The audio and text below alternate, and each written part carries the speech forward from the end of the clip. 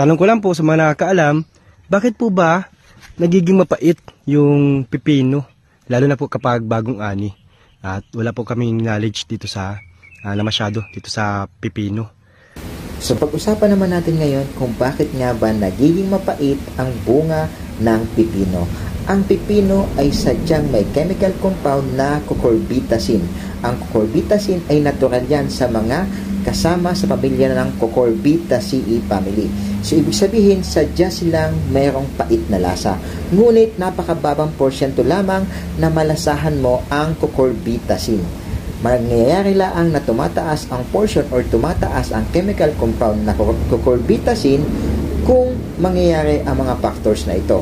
Una ay ang imbalance sa paglalagay ng abono. Pangalawa ay ang hindi magandang lupa. Ang pangatlo, ito na nga yung lagi natin ginagawa, is yung kakulangan sa tubig na nagiging dahilan ng sobrang pagpait ng pipino.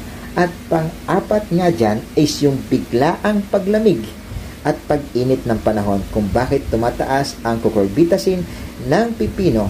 Panglima ay pag hindi agad nahaharvest yung bunga sa kanyang puno. So ilan lamang yan sa mga factors kung bakit nagiging mapait ang pipino. For more agri tips, i-follow mo na ako. Maraming salamat!